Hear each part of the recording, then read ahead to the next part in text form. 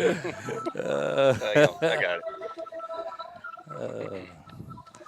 Boy, oh boy. Lee, I made this intro. I'm gonna play it anyway.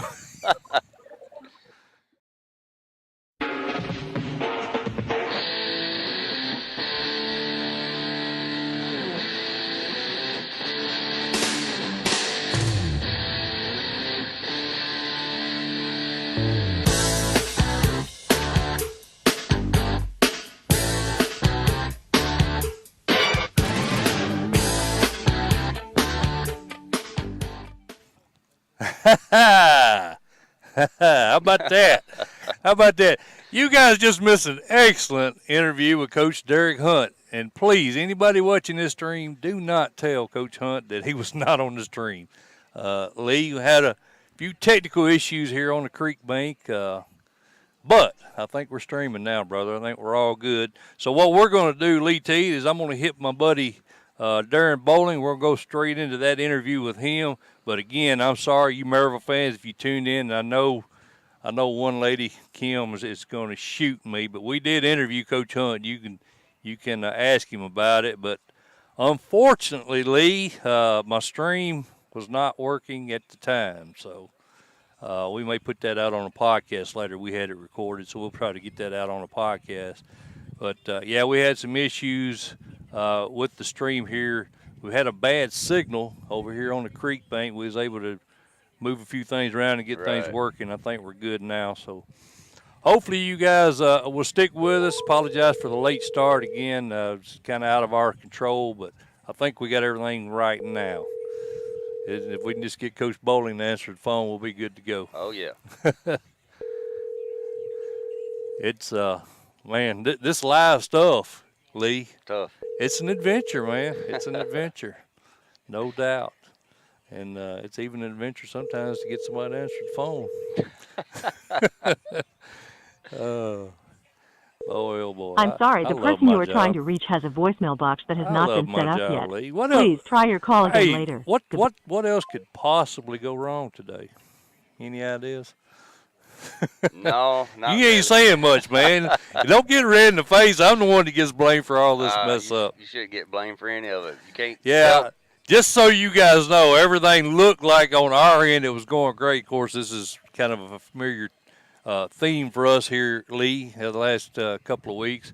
But we had Coach Hunt on, and everything we thought was going good. It said it was streaming here on the software, but then we got started getting the messages we weren't getting out. So hopefully we got all that resolved now. I couldn't call Coach Hunt back again and make him do that again. No, I couldn't do it. Busy man. He talked about wanting to go eat with his family tonight. He finally gets a night off on a Friday. So. I'm sorry, the person you were trying to reach. Right, and I don't know. Coach Bowling always answers his phone, so I don't really know what's going on with him either, Lee. We could just go ahead and kind of push him toward the end of the show and go ahead and start talking about big games if you want to. We've got Cameron Reed's going to join us a little later on to pick games. Maybe if he's watching the broadcast, he can ease on over and start picking. And he's the voice of Trousdale County, or actually he's the color guy for Trousdale County. He's going to come over and join us a little later to pick games. I think Coach Gavin Webster, when the bus gets here, he said they plan on getting here around 5. We'll have him on with us. And then Coach Wagner's doing the, what do they call that? Jacket walk. The jacket walk. He's doing the jacket walk at 5, and then he's going to come in at 5:15 and jump on with us. Like I say, man, I've been having Coach Bowling on with us, I don't know, 4 or 5 years now, and this is the first time he hasn't answered his phone, so I'm not real sure what's going on with that. But, Lee, fortunately, we do have a ton of big games to talk about tonight, so we'll just jump right on into that. One of the big games tonight was a guy we had on last week. Fulton's head coach, Rob Black, joined us last week, and his team has got a battle with Powell tonight, Lee, and Powell undefeated. Of course, Matt Lowe took back over that program, a program that he'd had a lot of success with. I think it was like 2000. Was it 2011? I think it was. 2011. Carried them to the finals. So sure did. Powell folks are really excited again for that matchup. I don't know how excited I'd be because Fulton's tough. Well, they are, but Powell's in the first 2 ball games they've outscored their opponent 77-0. Yeah, that's. I mean, So that's good. I they mean, must be playing decent defense. I understand they played Cumberland County last week, right. which that's a little bit different than playing Central. Right. Not Central, who Fulton played last week. But, exactly. hey, still they're shutting people out and putting points on the board. I like Fulton and Coach Black. He's one of my favorites. Hard to pick against the man anytime. And man, what about his quarterback? I'm calling bowling in the background. Calling bowling in the background. I figure we can talk while the phone rings anyway. Xavier Malone, you're talking about? Yeah, he's phenomenal, man. I watched that stream last week of those guys, and Malone's a real deal. I mean, he's hyped. You know, he's 6'3", 198, number 26 recruiting the state Lee, and he's a solid QB, no doubt.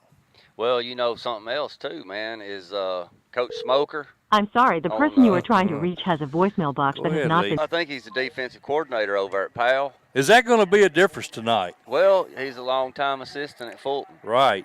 I saw somebody on Coach T mention that. Is that a factor, you know? Is his familiarity with the Falcon program going to be a factor tonight? I definitely think it's going to help Powell. Sometimes it comes down to Jims and Joes. Right. And I think Fulton's got too many Jims and Joes today. I really do. I like Fulton in this ball game. I do too, Lee. I think, matter of fact, I like them at least a couple of touchdowns, maybe 20-point win. Yeah, pretty handy. Spring Hill and Nolensville, Lee, and this is a game right here. There's a lot of interest here over in the mid-state area. Very strong region with Maplewood, Tullahoma looking good, Marshall County, really strong region, and there's 6 teams in this region, so every game in this region, in my opinion, is very important. It matters. That's right. So here Spring Hill is 0-2 start, and Lee, we had them in the top 10 to start the season. So I tell you what, I got a theory, and we talked about this today. And my theory is the main reason we put them in our top 10 was Bubba Johnson transferring in. Now, you look at his stats, Lee, 7 carries first week, 7 carries second week. Bubba Johnson has a total of 58 yards. You're not going to win a game when Bubba Johnson's not getting the ball. Yeah, Coach Martin, I don't know if Bubba's nicked up. I don't know what the reasoning behind that is, but when you have Bubba Johnson in the backfield, he needs to touch the ball 30 times a game. Right. Spring Hill gets him the football 30 times a game, they're going to win more than they lose.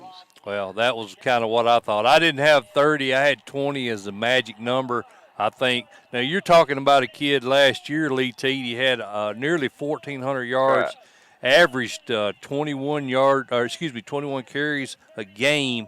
And he gets stronger. He's one of them kind of backs. He's 5'9", 200 pounds. He gets stronger in the late third, fourth quarter. So if you can't, give him his carries, I can't see Spring Hill winning tonight. Well, Nolensville went down last week to Page, 38-35. Nolensville's up big in that ball game. I think in the second half, Page quarterback come out and kind of laced them up. They did. He put his cleats on a little tighter at halftime and come out there and threw the ball around the field, and they come back. Right. But Spring Hill, I think, can't throw the ball around like Page. I like Nolensville in this ball game, but man, if Coach Mark gets Bubba the ball 25 times, they could win this game. Now, Nolensville's running back Colton Dooley, Lee, has 348 yards and 48 carries. So obviously he's very important to this offense. I think Wharton and wide receiver Zach Campbell, I believe they're questionable for tonight. I don't even know if they're going to play. I suspect if there's any way in the world Wharton can go, he will go. But did he start last week? I think so. I honestly, I can't say that because I don't know. I don't know if he did or not. I don't think he started last week for Nolensville. You may be right. I think you may be right about that. But, I don't know for sure if he's going to be back this week. If he's not back, you've got to lean towards Spring Hill, I do believe. I would think so, unless, like you said, they just rely on Dooley and hand him the football and make this into a running battle. I'm going to go with Nolensville. Go with Nolensville.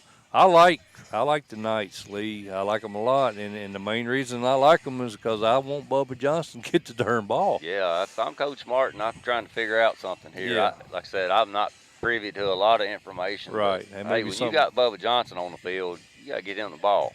all about ball control, and with his style of running, that's what you're gonna get. Now, mind you, they played a real good Columbia Academy team last week Yes, too. they did. They did. I'm going to go with Spring Hill, Lee, just because of the unknowns with Wharton and Campbell maybe being out.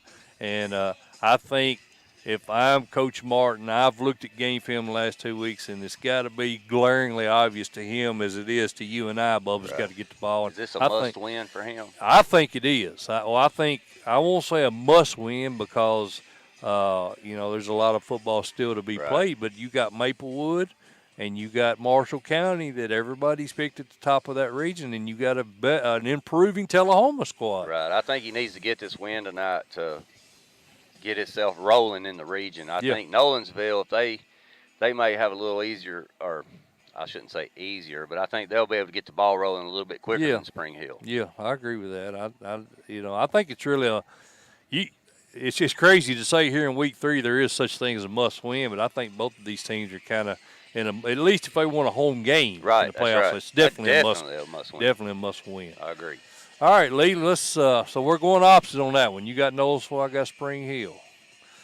Let's stay in that region, and there's another big region game as Marshall County hosts Tullahoma. John Olive's squad looked really good in the Coffee Pot game last week, 48-8 over Coffee County. Marshall County, we were at Shelbyville for that game. Marshall County beat Shelbyville 24-21. How you see this one going, buddy? Man, I'm going to tell you something. I'll be honest with you. After talking to Coach Osteen last week pregame, he kind of talked me out of picking him. He did. I think he pulled the old ball coach on me. Yeah, he pulled a fast one on us. Because both of us were prepared to pick the Tigers in that one, and well, I've got my number one running back out, and I've got this kid out, and I've got that kid out. We'll be lucky to stay on the field with him. Yeah, he said he's younger than he's ever been. Yeah. We don't have any depth. I was like, man, and and you sat there hook, line, and sinker, bought every bit of I look like a largemouth bass out there, well, I'm going with the Eagles. Yeah. I tell you what, though, I shouldn't have ever doubted Coach Osteen because I'm going to tell you something. That guy can do something with whatever he's got. Right. He ain't got Bryce Wallace anymore. He's one of the best young coaches out there, Lee, no doubt. Yeah, that's over and done. That's gone. I don't, obviously his backup quarterback, he wouldn't have him on the field if he didn't think he could play, but he's not Bryce Wallace. So what's he do? He changes what he does. All right. And it showed up last week against Shelbyville. He controlled that clock. He pounded on them. They played real physical, and they come away with a 3-point win. Well, it's hard to pick against. Yeah, well, Javari Rucker, he had over 100 yards last week, and like you said, Thomason, he rushed for over 100 yards, out of the quarterback position. That's the way they're going to beat you, So, having said that, Tullahoma, John Olive, a very good coach. Yes. He watched game film last week. Does he make Thomason beat him through there? Does he crowd that box? Is that the game plan tonight? I definitely think so. Coach Olive's got 9 guys back on D. Right. And very likely possibility that he's stacking 8 in the box tonight. I think he's going to go 8 guys in the box, and he's going to make Thomason throw the football. And Ben Fulton on the other side of the ball, Tullahoma Wildcats' new head quarterback, junior now, picks up his first win last week. He didn't really do anything flashy, Lee, but he did what he needed to do. That's right. He didn't make any turnovers. He didn't beat them. He got the ball into the playmakers' hands, and Bryce Korn had a good game. Marion had a good game. And the guy that we were talking about had to have a good game. We called this out we called this out last week. Colby Burks, Lee. He had 59 total yards of offense in week 1. Me and you pointed that out. They're not going to win any games unless they get that playmaker the ball. 223 total yards offense last week. 2 TDs. Had a punt return for TD. So anyway, I think somebody over in Tullahoma is listening to me and you apparently. I think so, and I on the flip side of that, Marshall County's not giving up hardly any yards on the ground. Devon Starling at Cane Ridge, that's a whole different beast in that first ball game. Absolutely. But Marshall County took them into 2 overtimes. Right. But I think Coach Olive tonight, is going to have to get the ball to Kobe Burks, and he's going to have to find different ways to get it to him, because I think Coach Osteen's stout enough up front with his front seven to control the run, and he's just going to double team Burks everywhere he gets. So he may have to get creative tonight getting him the football. Right. I think Bryce Corn has to have a big game for the Wildcats Right. tonight to pull the upset here against Marshall County. I'm going with. Well, I tell you what, Lee. I want to pull the string right here. I'm going to go with Marshall County because it's at Marshall County. I am too. But I wouldn't be surprised at all. I mean, the Wildcats played them close last year. It was 42-35 right. last That's year. exactly Marshall County won that game at Tullahoma. So that tells me, that Olive is able to game plan against this very good Tiger offense. I agree. And, anything can happen. Turnover here and there, you may see a Wildcat win. I'm going with Tigers. I agree with you. But who knows?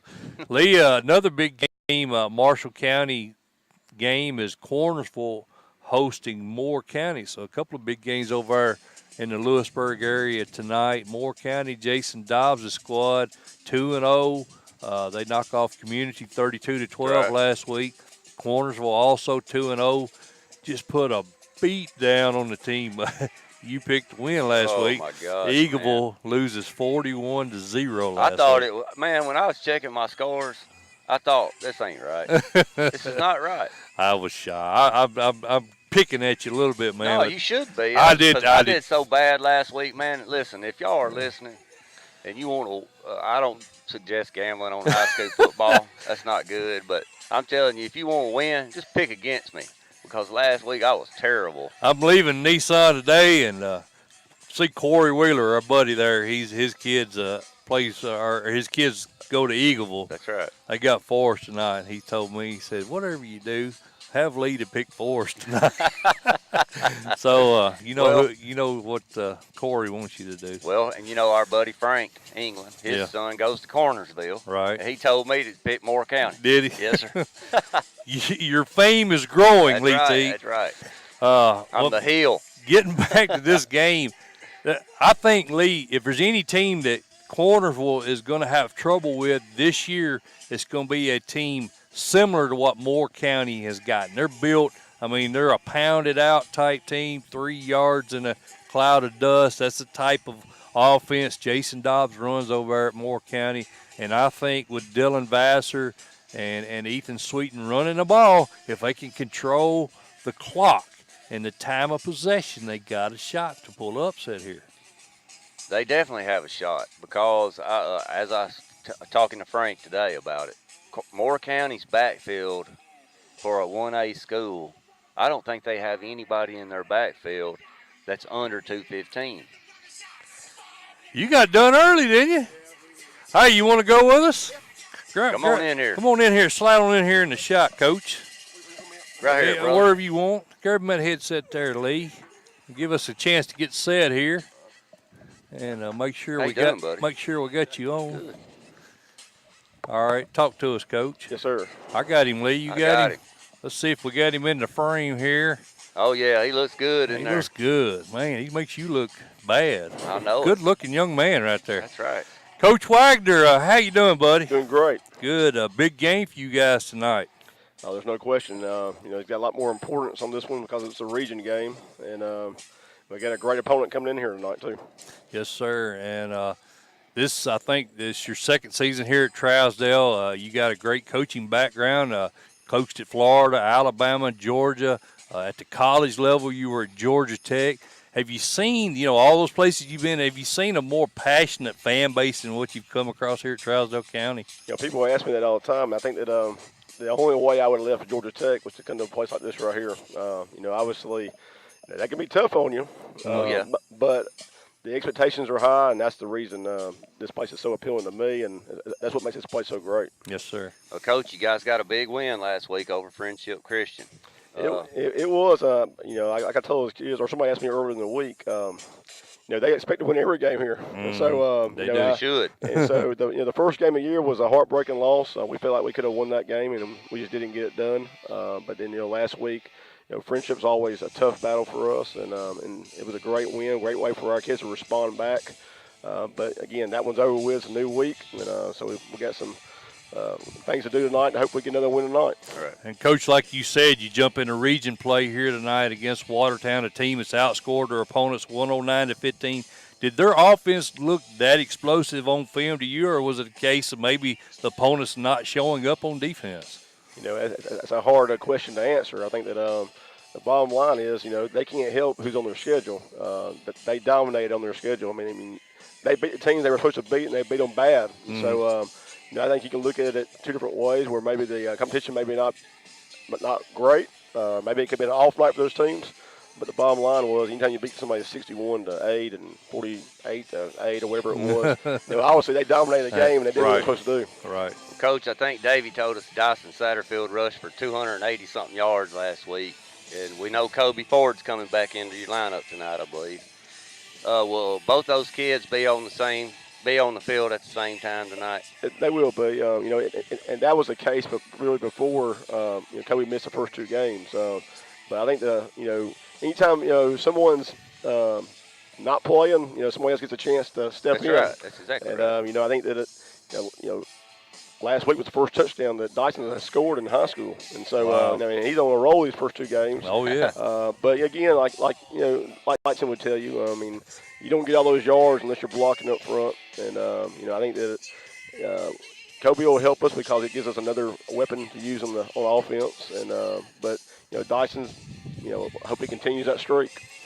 Mike Mulder and Lee Teague talking to Trousdale County head coach Brad Wagner here on the Friday event. Coach, your defense, you returned 9 starters from last year. Now, you throw out that Macon County game last year. You guys did a really good job of keeping teams out of the end zone. Typically every good team has one kid that holds all the other teammates accountable on that side of the ball. Who would you say fits that role for this team? Oh, there's no question. That's Jake Gregory. Jake Gregory is he's a weapon for us, even though he's not a skill player. He's the heart and soul of our offensive line, and he's the heart and soul of our defense. He's the one that anytime you have a leader in tackles that plays defensive end, that raises eyebrows. Right. But he's he may not be the best athlete on the team, but he's one of the hardest, probably the hardest worker, the strongest kid we have on the team, and he's one that everyone rallies around. Well, Coach, we know number 25, Heath Price for Watertown, is going to be one of Coach Webster's main targets tonight. He's already got 4 touchdown receptions in the first 2 ball games. But on the defensive side of the ball is where I see a big impact from him, with 17 solo tackles, and 4.5 of those are for a loss. Is number 25 one that your quarterback locates pre-snap tonight? Oh, there's no question. 25 he's a great player. But I think what gets lost on their team is as good as 25 is, and he's a very good player. They got some players on that team that aren't necessarily noticeable, but they're very good players also. Right. Their running back is a really good player. I think that the one who kind of gets overshadowed is the quarterback. I know he's the coach's son, right? But he makes them go. Yeah. But it's 25. He plays hard, and I've heard he's a great kid. There's no question Tennessee Tech's getting a great player and a great person. His dad makes a pretty good hamburger, too. That's his dad over there. I wish he'd give me Good one. tailgate. We're going to go over and get one here in a little bit. Let me get you one. Well, Coach, this Region 4, man, outside of you guys and Watertown and maybe Westmoreland, kind of a weak region this year based on, what results we've seen so far. You guys play a really good Whitwell team October the 4th, but after that you've got Cascade, hasn't scored a point on the season yet. You have a bye week, and then you finish with Jackson County, and they appear to be down this year as well. Does the lack of competition late in the season, headed into the playoffs, is that a concern to you at all? To be honest with you, I haven't really thought past Watertown. Right. I think we've had such a gauntlet. These first 3 games. Right. It's just been one thing after the next. And before we played these 3 games, we had BGA and Gallatin as our 2 scrimmages headed up to the Lebanon game. So it's been like a gauntlet to get to this point. But I think that you, as a team, your goal is to just get better every week. I mean, you can't control who you play. Right. But I think. I know Westmoreland is going to be always tough. They are. I think that someone asked me, I very easily see us. This game right here, I see us playing Watertown again before it's all said and done. I think so too. But all I know we just got to do our job tonight. Win or lose, we're going to get ready for next week. But I think that we just got to get better every week, and There's a lot of keys on just improving every week. Obviously, you like to stay healthy every week. Right. Right. But when you get to the playoffs, I mean, the team that's playing the best is going to be the team that advances. I mean, last year Tyner started off 0-2. Everybody kind of, they weren't ranked almost all year long. Right. And there was no question. We didn't see them jumping up like that. And watching film, there's no question. Later in the year, I mean, they belong there. Absolutely. Mike Mulder and Lee Teague talking to Trousdale County head coach Brad Wagner here on the Friday main event. Well, Coach, we put you in our top 10 preseason, and we feel like Meigs County, you guys, Tyner, are probably the toughest team we just talked about. Toughest 2A teams on this side of the state. Do you see those two programs? I know you said you're concentrating on tonight, but in the future, do you see those two programs maybe as being the biggest hurdle for you going forward if you make a deep run? Yeah, I think those two teams, you don't ever count Marion County. Yeah. And I'm going to be honest with you, don't count out Watertown. I mean, Watertown. Oh, yeah. I mean, Watertown, last year, they're beating Tyner at halftime. That's right. And to be honest with you, they had Tyner beat that night. And luckily, Tyner pulled it together in the second half and got physical with them in the second half. But I think those two teams, of Marion County and us and Watertown and, Westmoreland, I think, between those teams, I've heard Polk County's got a better team this year. But, it's always who's playing the best at the end and who's the healthiest at the end. And so all those kind of factors will play into it. But I think that, I haven't seen Meigs County, but I've heard a lot about them, and there's no question they got a really good quarterback, I know. Oh, yeah. I'm going to plug your partner in over here. All right. We had the Nature Boy just come in with us. Let me get you plugged in here, partner. Give us a sound check, Dave. Oh, he got to get him a chair. Come on in, hunker in here. Test. Now we got him. What's up, Big Davy? Man, I'm wore out, man. I got my boss here. Y'all need to talk to him about a raise. Davy, let me see if I even get you in the picture. I don't.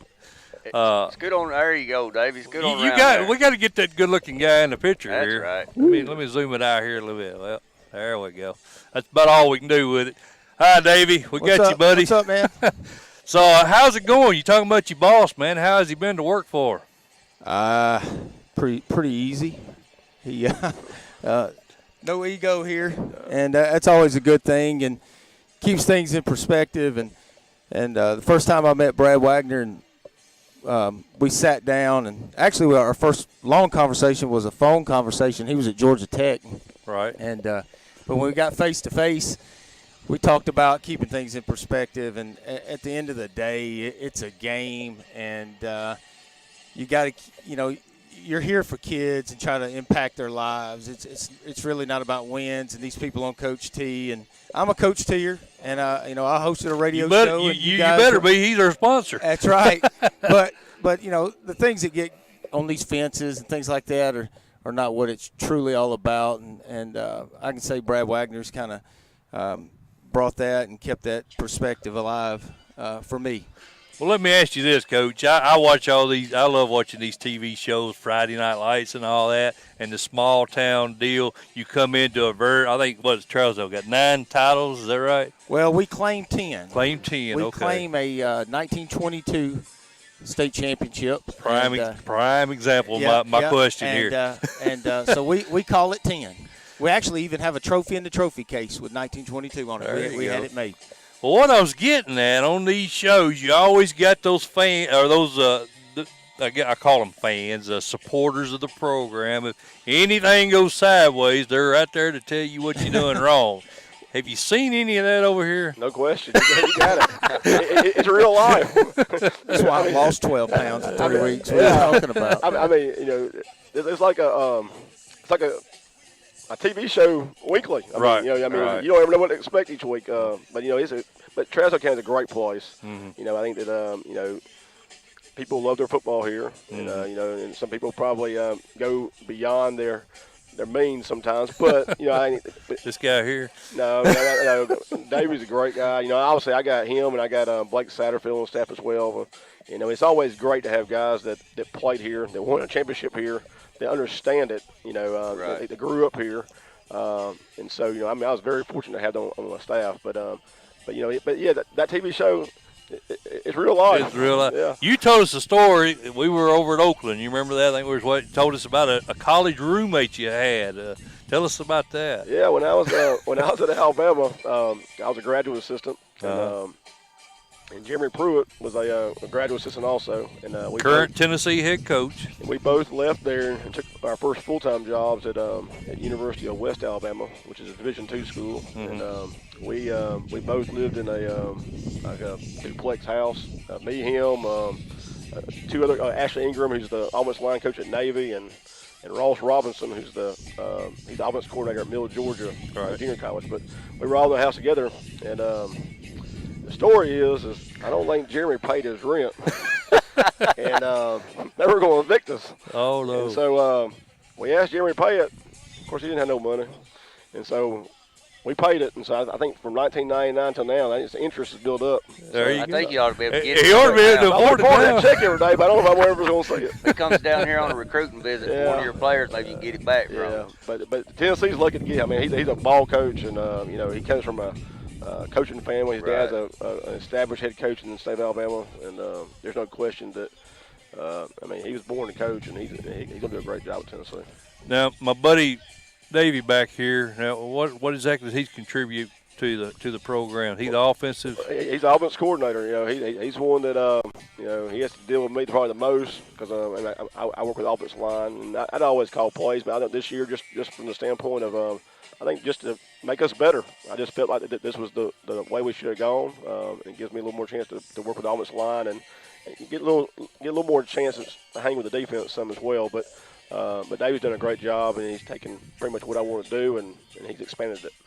Who did you have running Price's spot on scout team? We had a couple kids.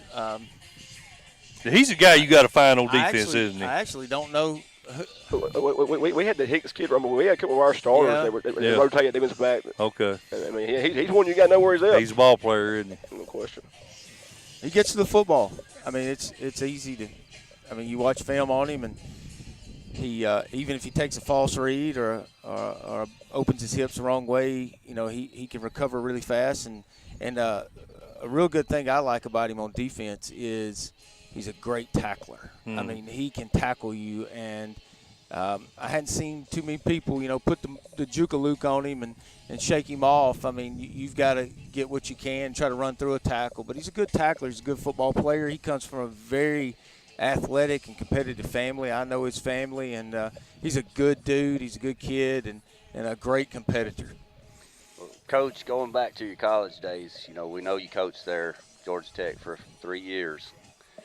Now you're working with these high school kids. College, I know my son played college football. It's more of a business type deal, coaches to players.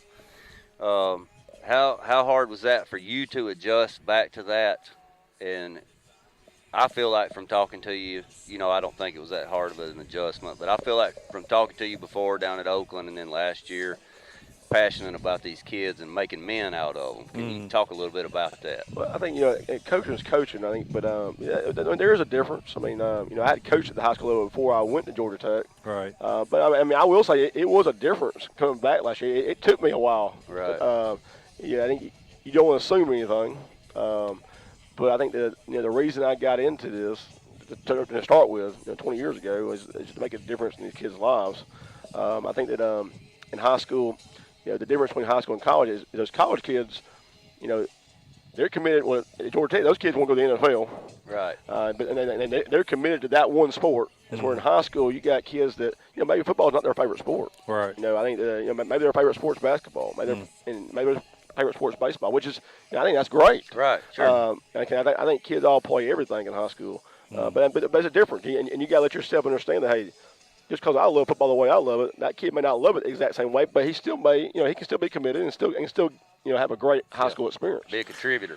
Davey, you a self-proclaimed historian over here at Trousdale County. Well, what? No, I'm going somewhere with it.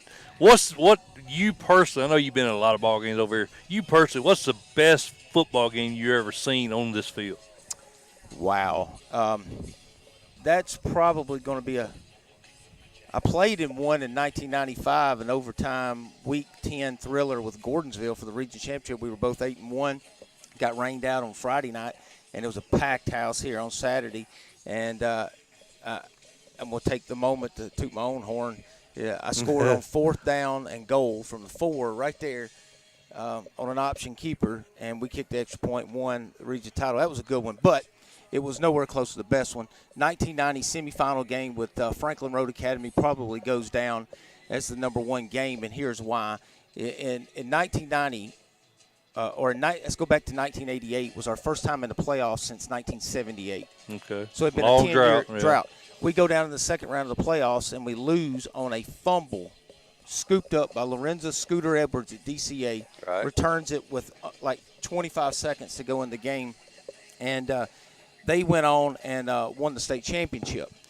Well, in 1989, we had a bunch of sophomores on the field. Mm-hmm. In 1989, we get upset in the first round of playoffs at Salina in a pouring rainstorm.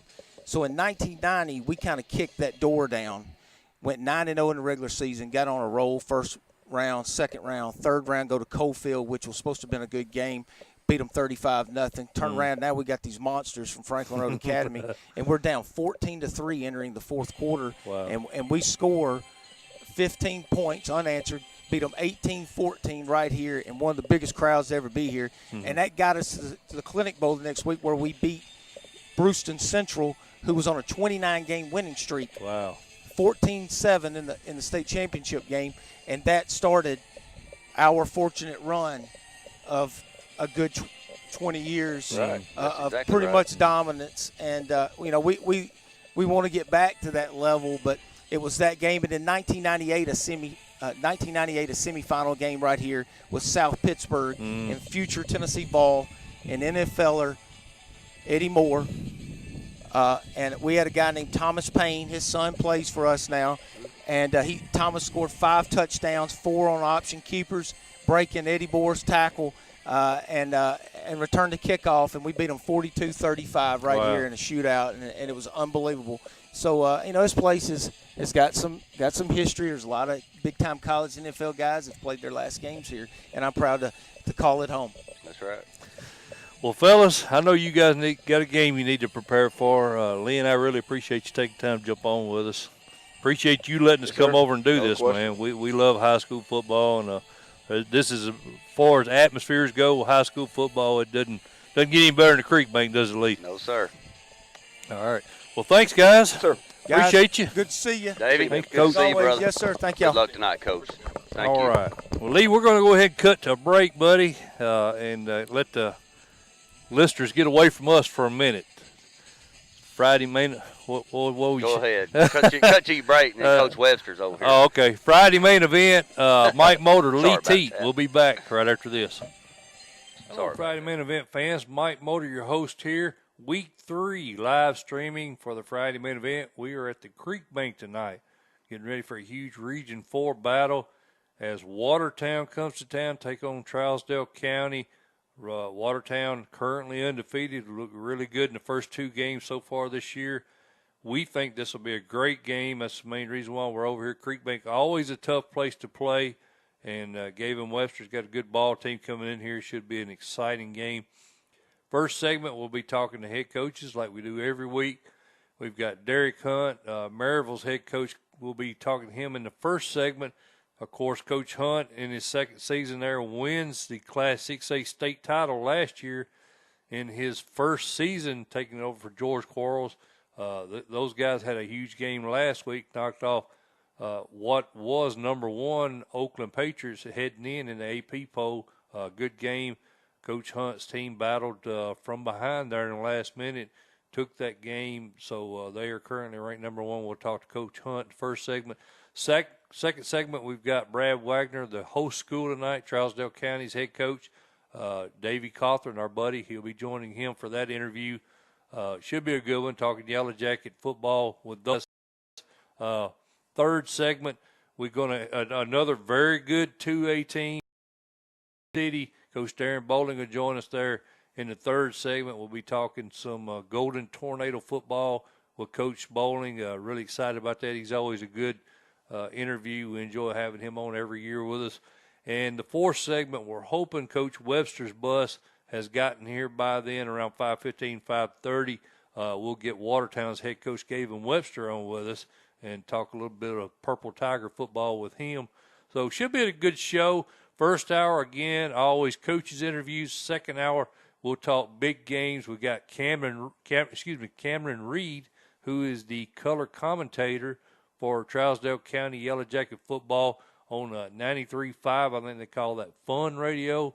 We're going to have more fun tonight on the Friday main event, but big Cameron Reed joining us, and he's a young guy, big guy.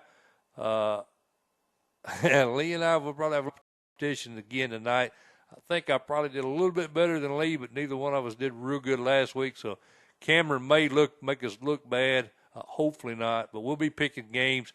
Friday main event, as always, sponsored by CoachT.com. You can go to CoachT.com, click on there'll be an event right there. We are the only pregame show Coach T fully endorses, and we appreciate him being our main sponsor for the entire season. Again, CoachT.com, Friday main event. Appreciate you guys, and hope you guys enjoy the show.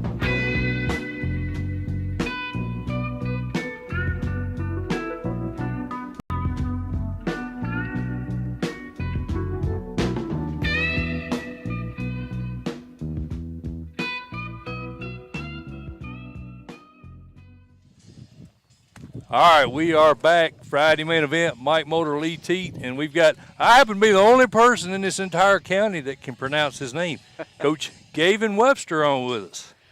And Lee, you know how I knew that? I got Coach Webster to record a little sound bit for me one time, right, where he says, this is Coach, I thought it was Gavin at the time, so this is Coach Gavin Webster, and you're listening to the best football on Friday main event, and he said, Gavin. I was like, I've been saying it wrong all along. But anyway, good to have you, Coach. Hey, good to be here. Coach, you guys off to a 2-0 start here. Teams looked really good, man. Are you pretty happy where you guys are at right now? Well, I mean, yeah, anytime you start out 2-0, you're happy. We try to correct our minimal things and get ready for the next week. But yeah, we're very happy right now. A 40-point win over Gordonsville, and then Gordonsville comes in. And Lee and I talked about this earlier. Gordonsville comes in and beat Smith County last week. I'm sure you knew going in the key was to stop Braxton Givens, but he exploded. How much time did you guys spend on folks? I think you had him for 58 yards. How much work went into that game plan? Well, Coach Hackett, Josh Hackett, he's our defensive coordinator, and he just does an extremely good job of getting the guys in the right place and calling the right plays and stuff like that. So he's good at doing stuff like that. So he puts a lot of time into it. Mm-hmm. Coach, I know Josh personally, and I tell you what, he was a heck of a ball player at Austin P. For his size, I think one year he was a leading tackler on that team. Yeah, he talks about that a lot. Josh, good guy. He is a good guy. I know all of him and all his brothers. But, Coach, speaking of family, your son, Bryce, 20 of 30 for 289 yards and 4 TDs leading your offense. How much of an advantage is it for you to have that much access to your quarterback throughout the year? Well, what I was telling somebody a minute ago, they was asking me that. And, he's been around the program 4 years now. Been around the program all his life, So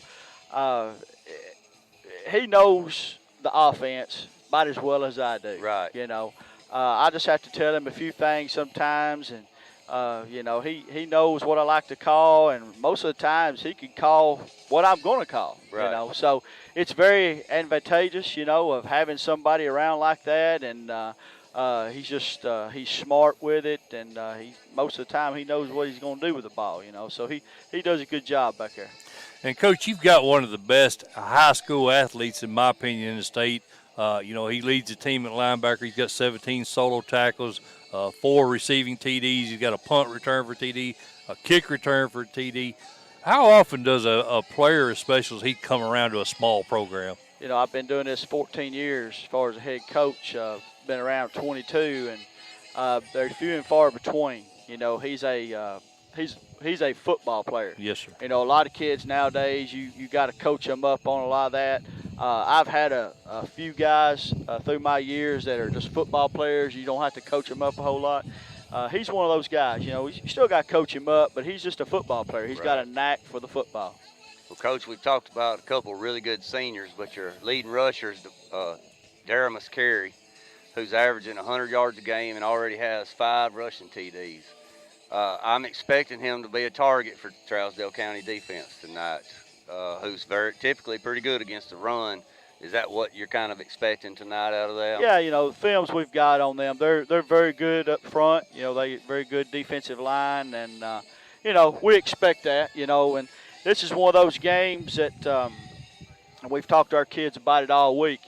Gotta win that line of scrimmage. Whoever controls the trenches is going to have a lot of success tonight. So, we're not going to change really anything we do. We're going to try to take advantage of what they give us, and right. test them a little bit. They'll test us a little bit, and we'll just kind of see where it plays out at.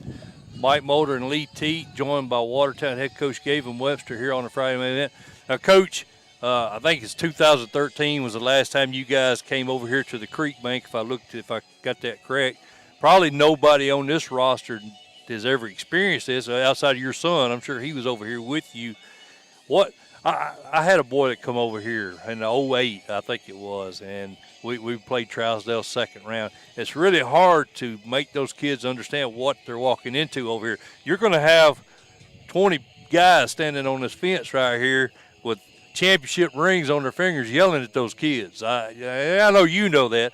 How do you prepare a team for what they're fixing to walk into? Well, they've got a rich tradition over here. Yes. When you've won as many state championships that they have, it's just a great tradition. And,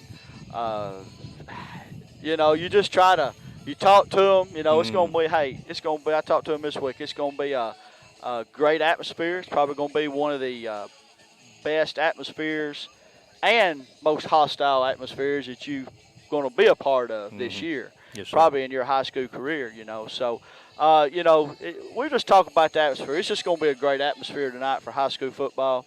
Hopefully, if you're like me, you don't hear half the things that go on behind you. Right. So, right. That'd be a good thing tonight, I imagine. They're out here playing. They got out here playing. They'll just tune them out. But, that's part of it. Yes, sir. Coach, I know you guys have a wide open offense there at Watertown. That being said, how hard is it to duplicate or replicate the wing tee in practice when you're preparing your defense? For this trial? It's tough. I hate it because I'm the one who runs the scout offense. So, but, I felt like we did a pretty good job. It's not as fast-paced as your normal offense would be, trying to get the terminology. Coach Hackett, he does a good job of trying to get it as close to it as he can, and we'll get them in there, and we try to roll them out as quick as we can, and just try to get as much done as we can in time, So, because that's the thing about it. You want the kids need to see the formations and see the plays, and formations is the main thing, Yes, if they get lined up, that helps out a whole lot, alignment, Right. So, it's tough, All right.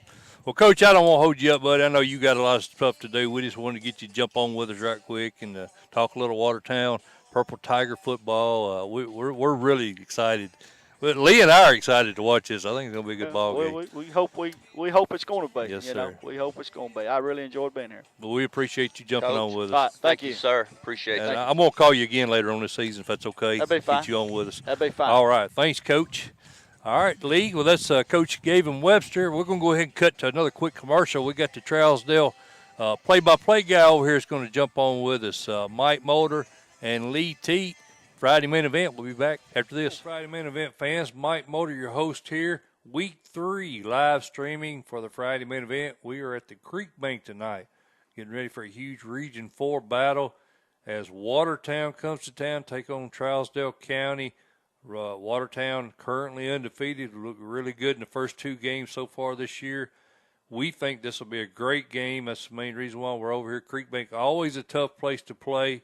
And Gavin Webster's got a good ball team coming in here. Should be an exciting game. First segment, we'll be talking to head coaches like we do every week. We've got Derek Hunt, Maryville's head coach. We'll be talking to him in the first segment. Of course, Coach Hunt, in his second season there, wins the Class 6A state title last year in his first season, taking it over for George Quarles. Those guys had a huge game last week, knocked off what was number 1 Oakland Patriots heading in the AP poll Good game.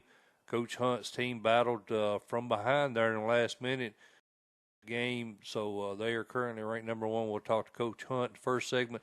Second segment, we've got Brad Wagner, the host school tonight, Trousdale County's head coach.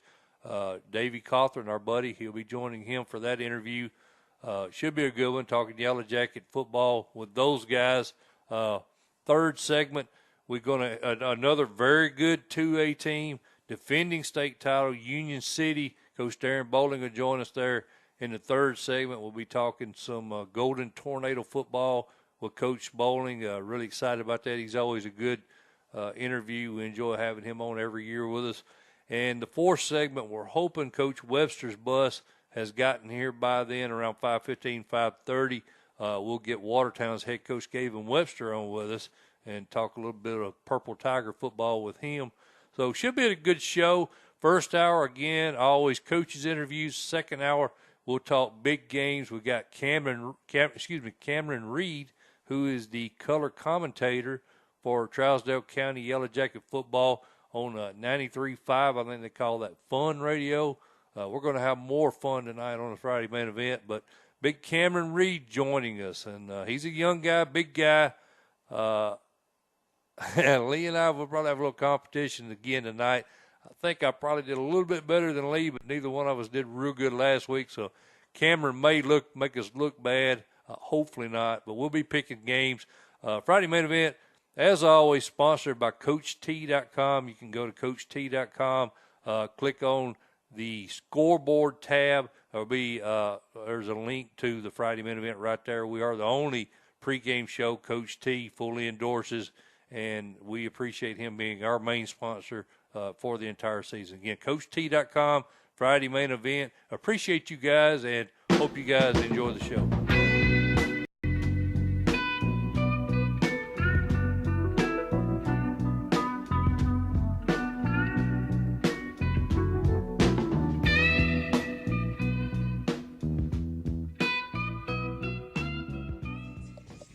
All right, Lee Teat, we are back here, Friday main event, and we got some royalty here. We got Jerry Cheese Richmond, been 36 years play-by-play. 36 years play-by-play, and he's got his young prodigy here, Cameron Reed, join us. I think they're going to do a little game picking with us, but let's talk about this Trousdale game a little bit while we're getting started here. What's the inside scoop? Is anything that y'all know that we haven't heard? It's going to be the old tale of what their strengths on offense go against our weakness on defense, and I feel like our strength on offense goes against their weakness on defense. So it's going to be a tough matchup. It could very well turn into a shootout tonight. Jerry, what's your thoughts? Well, he's right. We've had trouble defending the pass this year, and we had 4 pass interference calls that went against us last week at Friendship Christian. So that's been a problem for us. We hope we can do better defending tonight. And you guys have got a couple of kids that hadn't got to play. I think you get one back tonight, correct? Ford, I believe Ford. Kobe Ford. How much is having him back going to help you guys out? He should help quite a bit on defense, but the way we've run the ball the first 2 weeks without him, I kind of want to see if we can continue that without him and save his body there you for go. later in the season. And Satterfield's been the guy, right? He is 5'6", 145-pound soaking wet. And he's rushed for, I believe it's like 375 yards or so and 3 or 4 touchdowns. Right. 45 carries, 358. 8 yards per carry, 2 touchdowns. Wow. So you guys go on air at 6:30, 93.5? 93.5, 1090 AM, funradiotn.com, WTNK.com. And we have people that listen to us, I guess, all over the country, and that's pretty cool for us. I bet. That's awesome. Well, now, Fun Radio, is that just a name, or do you guys actually have fun doing this? Well, we try to work and we try to have fun in the process. Well, it's always fun when you're winning, and y'all do a whole lot of winning around here, so that's got to be fun. Well, we've had some good fortunes. We've had some kids that kind of bought into the program over the year, and it's not a social club.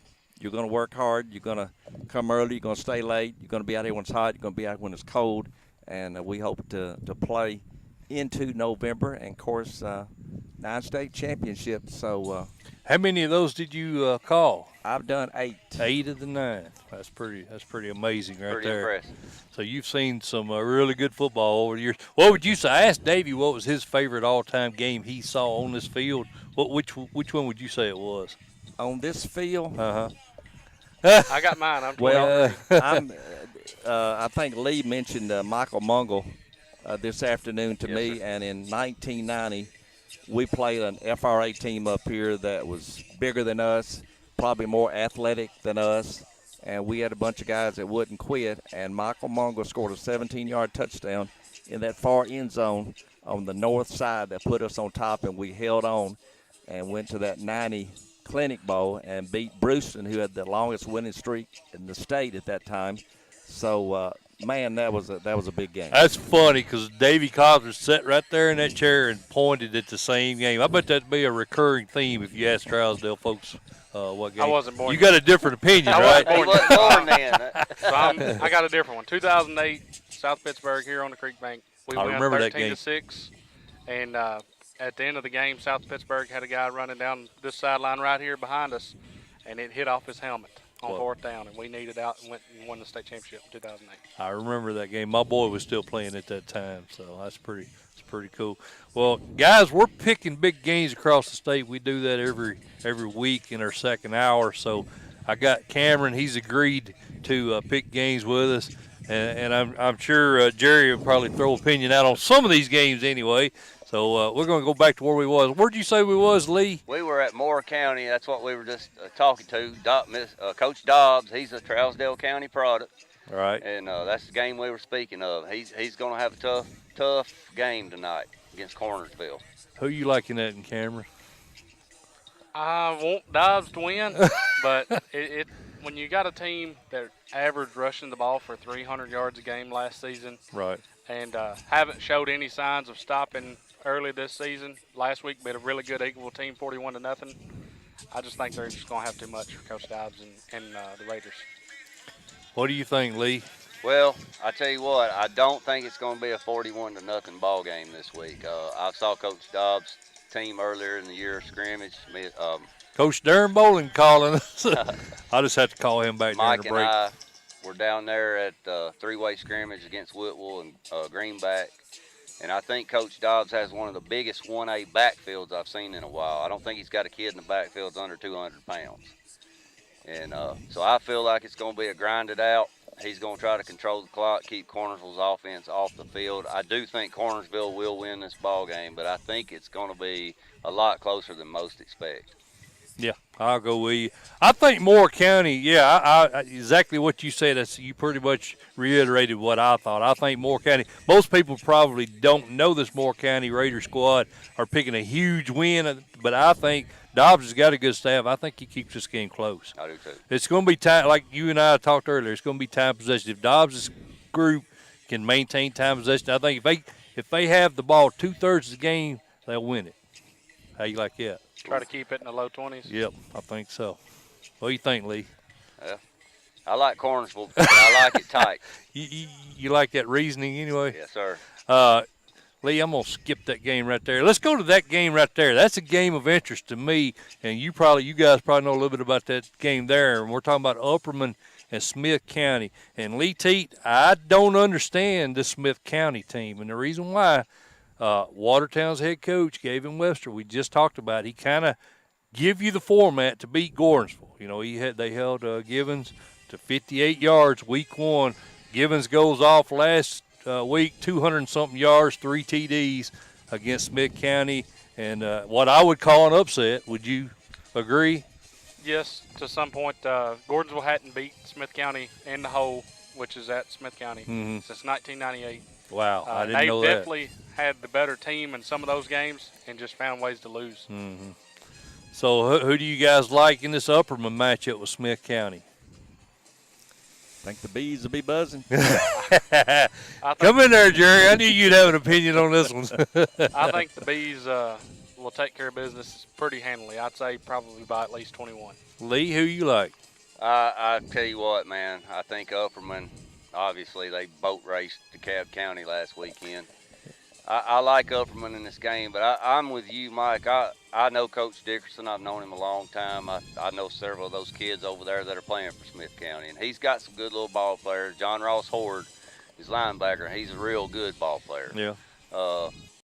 I don't understand that game plan last week. How many guys you got in the box if you're going up against Gordonsville? Well, they've got 50-something yards on the season passing. Gordonsville's starting quarterback, he'd been there for the last 2 years starting. He left and went to Cookville. Right.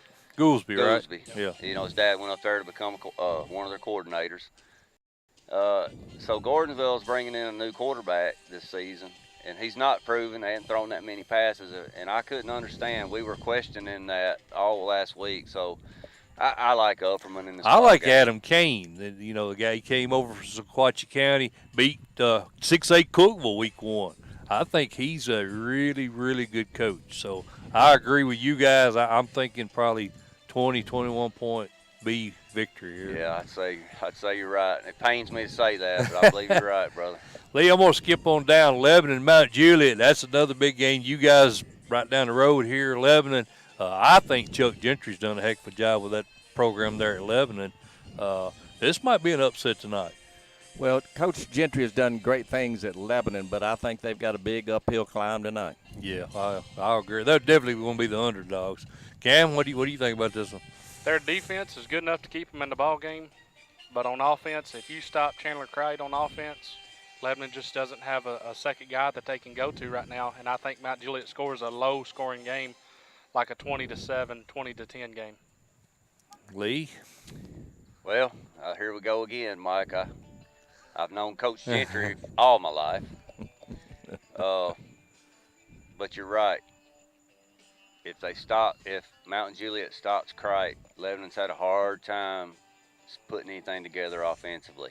Well, now you say that. Now, Shannon, the sophomore, has 174 rushing yards, so I guess you could view that as a threat as well. I do, but I think Mountain Juliet has way too many weapons on the defensive side of the ball. I think you're going to see them stack the box, try to keep Cright in a box. Because he's dangerous on the edge. He's an RPO guy, run pass option type kid. If you can keep him in the box, I think, and Mountain Juliet, I think, has the athletes to do so. Yeah. I like Mountain Juliet, and also Mountain Juliet's at home. Yeah, and that's a UPN 30 game, I believe, isn't so. it? And Mountain Juliet's offensive line is very good. They are very good. They haven't really done real well in the spotlight recently. No. They're in the spotlight tonight, Lee. Well, the big thing with Mount Juliet in the last couple of years, they would finish the season 10-0 and get beat, which granted, the region that matches this region in the playoffs is extremely tough. Exactly, yeah. But maybe a suspect schedule maybe helps out the Golden Bears during the regular season. I think you're right. And I don't see a shutout. Now, Mount Juliet won this game 35-0 last year. I think they had 6 shutouts in a row to start the season. I don't see a shutout. I think they break that string. I think Lebanon score. I think Lebanon keeps this game closer than what you guys. But I'm with you, though. I like the Golden Bears to win this one. Let me give you a little tidbit here. Yes, sir. Roger Perry lives in Hartsville. Uh-huh. Moved here a few years ago. I've had him on my show before. I love Coach Perry. He's a good dude. He's still active over there in that program to an extent, I believe. I would Is think. he not? I don't know. I think they would have to work hard to keep him out of it. Yeah. Coach Perry, he was something else at Portland. Yes. Yeah. He was. He did a great job over there. Yes, he did. I believe they were the first school in the state of Tennessee that was under a 5A school that got an indoor practice facility. I think Coach Perry's the first one to do that. I believe that's right. A smaller school. They got a smaller school. I believe that's right. Yeah, we love Coach Perry. Trey, man, he's on the show with us a lot too. Right. That's a good family over there. Good football family. So we're all going MJ, right? Yep. Fayetteville Huntland, Lee. I put this one on the schedule because both teams, of course, Huntland had the bye week, but this is a region game and a very critical region game because I think that 4th seed in that Region 5 is pretty wide open. You got Moore County, and you got who else is in that region? Help me out. Cornersville, obviously. So I think Moore County and probably This game right here, I think, is for maybe the 4th spot. You got Moore County, you got Huntland's play, you got Mount Pleasant. Mount Pleasant. That's the team I was trying to remember. Bradley, Coach Bradley. Yeah, so I think the top 3 spots in all likelihood is going to be Cornersville, Moore County, Mount Pleasant in no particular order. I think this game right here is for a playoff position. That's why I put it on the schedule. Well, it's interesting. Huntland's already had a bye. I don't like that early in the year. Yeah. Boy, they're going to have to run the gauntlet late. No bye weeks. That's going to be tough on them. So if you're going to get it, you better get it tonight. Right. But this is Coach Palmer's last year, correct? Right. He's Fayetteville. retiring in December. And we've had Coach Palmer on several times, and I really like Coach Palmer. What I like about Coach Palmer is he loves his kids. Mm-hmm. And, he's pretty disciplinarian. Coach Robertson does too, Lee. Yeah, but you know what I'm saying. Coach Palmer, man, he's a disciplined guy. I give him a hard time. But he loves his players. I like Coach Palmer. I think Fayetteville gets the ball. I think Fayetteville wins this ball game tonight. You got an opinion on this one, Cam? I'm going to go Huntland just because her running back has the same name as me, and he rushed for 130 yards and 3 touchdowns against the Eagles. That's Kermit Reed's boy, That's Cameron right. Reed. That's right. How could you pick against Cameron Reed, right? Jerry, you got an opinion on this one? Stay out of this one. Stay out of this one. I'm going with the big guy. I'm going with Hunter. I think Bob Robertson gets a win. Fayetteville got thumped. Thumped last week, 51-0 to Forest. There, Forest put it on them. They put it on them, and Huntland. They played Eagleville in week 1. They put up some points. I think they wound up putting up like 20-something points. What killed them? Offensively, they were fine. I think they had 318 yards on the ground against Eagleville. So offensively, they didn't have an issue. They had some turnovers. I think they had an interception. I think they had a fumble. Had a kick blocked. So they're there. You get those problems fixed on offense as far as the turnovers go, and you get your defense to play a little bit better. You're right there. I'm going to go with my buddy Bob Robertson down there. I'm going to pick the Hornets in this one. Good pick, Cam. Station Camp, Hendersonville. If you're picking against Lee, you're probably in pretty good shape. Oh, yeah, that's the way this show goes. Yeah. I'm usually the heel. Station Camp, Hendersonville, Lee. Station Camp 2-0. I didn't see that starting season. They upset Gallatin 22-19 last week. Hendersonville, big win last week. Who did they play? Help me out here. Centennial. I don't have that on my thing. Yes, that's correct. 52-26. Hendersonville beat Centennial. Well, I don't understand that one either because Centennial had the lead on Ravenwood in week 1. I think Hendersonville must just be a real bad matchup for Centennial because they matter of fact, I thought I had that in my notes, but I didn't. But it was a real similar score last year, wasn't it? Yeah. It's like 30 points. Me, myself, I think Hendersonville is a little better than what people were giving them credit for after losing to Blackman in week 1, which Blackman is a really good football Yes, they team. are. I think Hendersonville is a little bit better than what agree. people give them credit for. I agree. Lee, what do you think? Well, I think Coach Beasley, he's a defensive-minded guy. Station Camp so far this year, they squeaked out a win at Gallatin. Gallatin's not the same Gallatin of old. They're just not. Well, they lost. They had their leading rusher transferred to Wilson Central this correct. year. So that's that hurt them a lot right there. I like Hendersonville in this ball game, and I tell you what, I like Hendersonville's defense to probably put the clamps on Station Camp tonight. Is Hendersonville good enough to compete for the title in that region, do you think?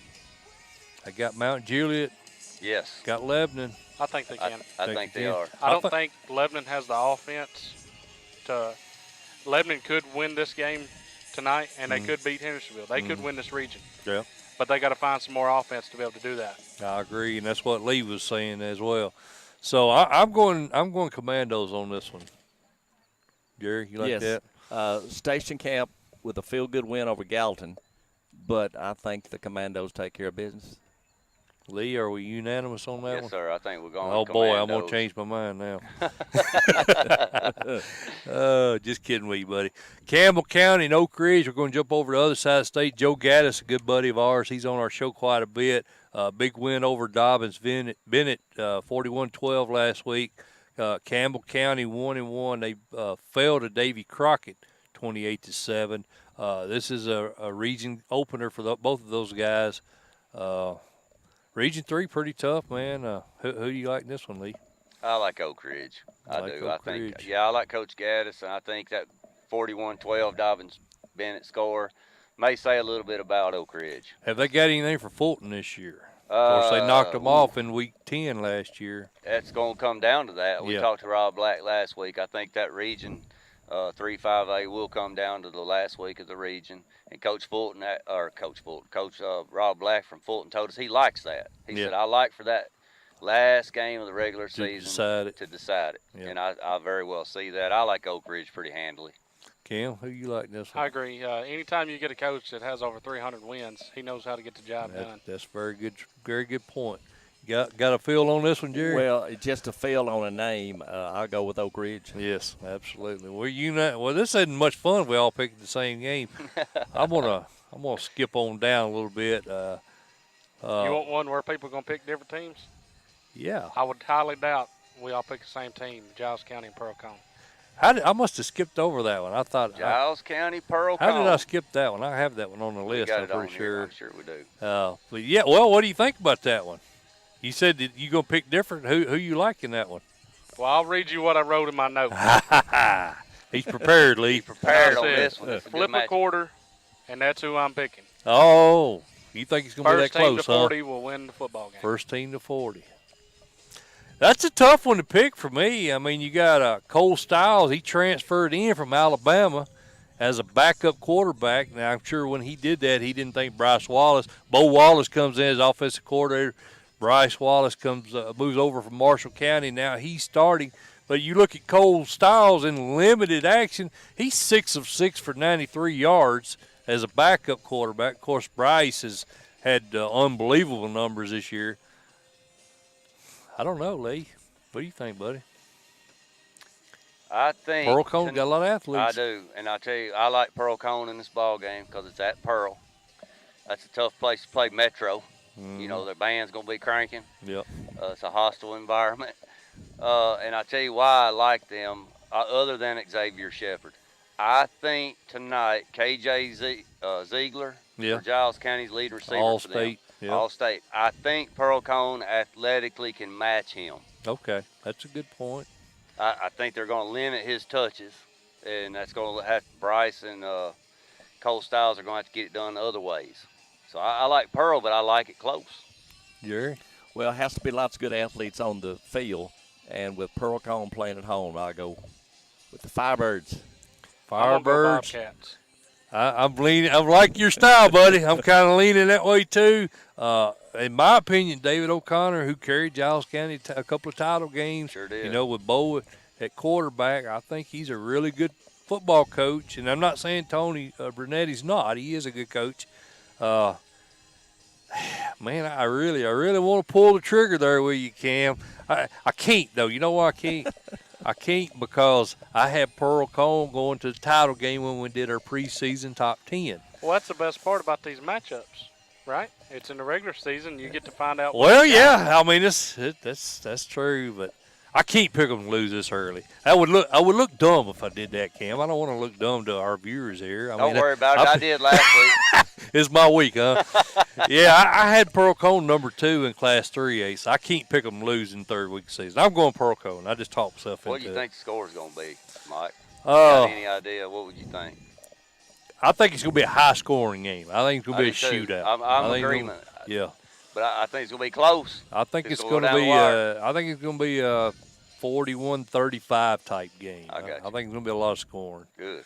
Another one we missed. I don't know how I skipped all these games, Cam. I'm glad you brought that up. Columbia and Lincoln County. That's going to be a big Region 5 battle right there. And this is another game.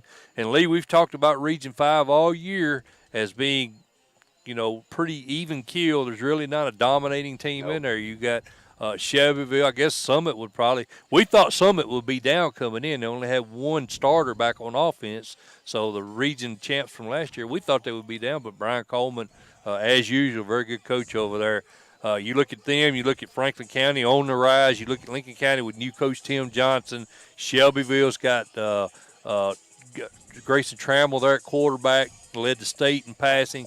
This region's wide open. That's why this is kind of like that Region 4 in Class 4A with Marsh County. This region here is top to bottom pretty even keel. This is an important game. Who do you like? Well, I bragged on Coach Johnson. I thought that was a good hire by Lincoln County coming in. I think he may try to establish the old Lincoln County back in the day when Lincoln County was a powerhouse. The problem is, Fayetteville school there, the city schools kind of split that talent a little bit. Yeah. But I think Tim can get it back to Lincoln County. I just don't know if he can get it back this quick. I know it is at Lincoln County. Yeah. But I like, man, I tell you, it's been a tough one. They lost, Columbia lost last week at Dixon County. I don't know, man. I don't put easy games on here. I make them all I'm gonna go tough. with Columbia because I know Lincoln County lost to Lawrence. You still going? Yeah, they beat Lawrence County pretty good, but then there's another thing they had a bye last week. Cam, what do you think about this one? I'm gonna go with the Falcons. I think he was hitting the nail right on top of the head. Tim Johnson, coming from BGA, Giles County, and Franklin. I mean, that's 3 really good programs there. Yep. And last year Columbia only won 20-13, and Lincoln County returns more starters, they get a better coach. I like the Falcons to get a big win at home. We might have to bring Cam on the road with us. He makes more sense than you do. Nah, we'll see. That's scary. Jerry, you got an opinion? Scary. I tell you what, I keep looking at my watch here, guys. You need to exit. I've got to run. I understand. Mike, Lee, appreciate you coming to the Creek Bank, and good to meet you guys. And I hope you come back again. I think you make stops at a lot of bigger schools. Maybe this is the smallest school you've ever come to. No, it's not. Okay. We're going to South Pittsburgh next week. Okay, They're 1A. There you go. There you go. Yeah, we go all over the place. We're just football fans. I mean, we don't even really qualify for media people, I don't guess. We're just a couple of rednecks that put a computer in front of a camera here and got to talking football. That's right. We enjoy it.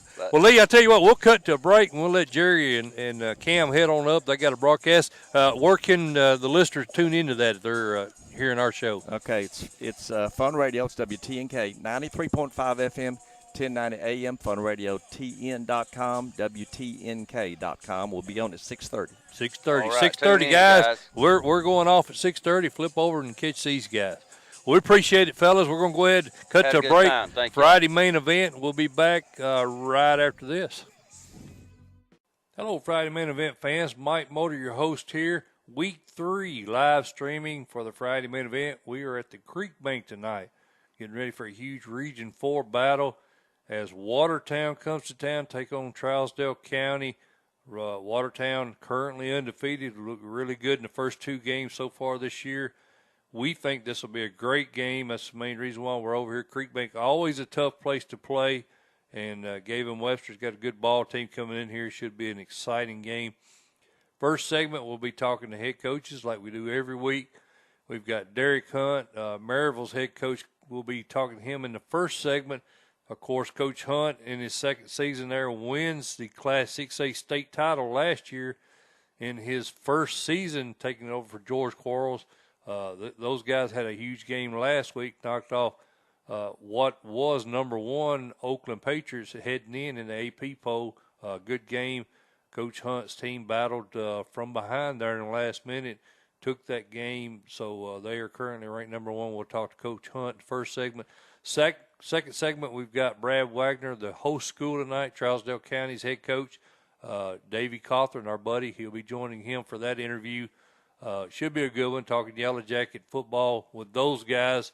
Third segment, we're going to another very good 2A team, defending state title, Union City. Coach Darren Bowling will join us there in the third segment. We'll be talking some Golden Tornado football with Coach Bowling. Really excited about that. He's always a good interview. We enjoy having him on every year with us.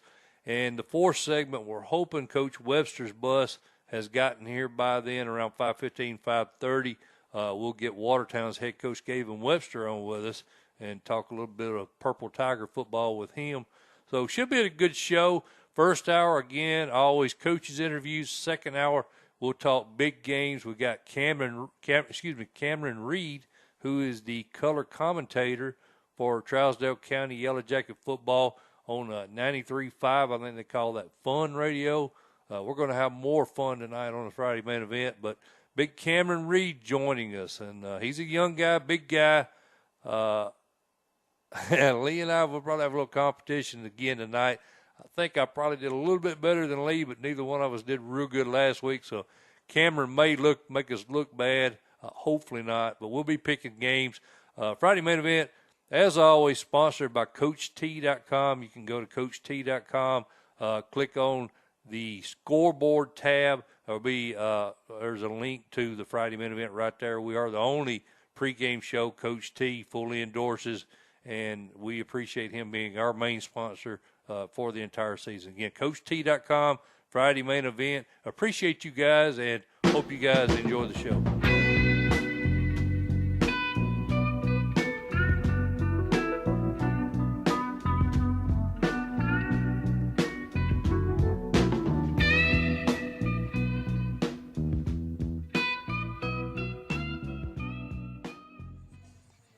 All right, Lee Teat, we're back here on the Friday main event. Mike Mulder, Lee Teat. We hope you guys are enjoying the show so far. We had for the ones that joined late, and it may not have been anybody joining late because I kind of goofed up.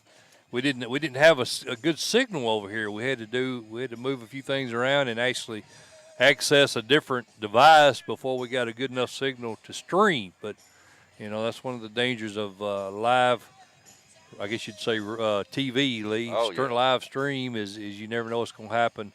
We didn't realize the signal was weak enough to not get the stream out.